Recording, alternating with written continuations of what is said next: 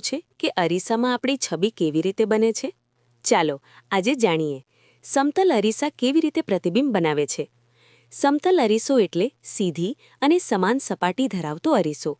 જ્યારે પ્રકાશ કિરણ કોઈ વસ્તુ પરથી પરાવર્તિત થઈને અરીસા પર પડે છે ત્યારે તે પાછો પરાવર્તિત થાય છે અને આપણને પ્રતિબિંબ દેખાય છે. આ પ્રક્રિયાને પ્રકાશનો અભિષેક કહેવાય છે. સમતલ અરીસા વડે બનેલું પ્રતિબિંબ હંમેશા સીધું, સમાન કદનું, કલ્પિત અને અરીસા પાછળ બને છે અને સૌથી મહત્વપૂર્ણ ડાબું જમણું બદલાઈ જાય છે.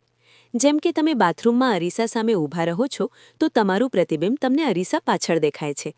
જો તમે ડાબો હાથ ઊંચો કરો તો પ્રતિબિંબ જમણો હાથ ઊંચો કરે છે.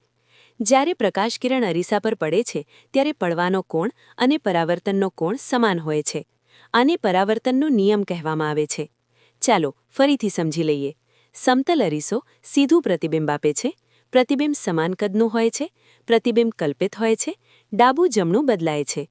આવી સરળ રીતે આપણે સમતલ અરીસાને સમજ્યા. આવા વધુ વિજ્ઞાન સરળ રીતે શીખવા માટે ચેનલને સબસ્ક્રાઇબ કરો અને વિડીયોને લાઇક કરો. Thank you.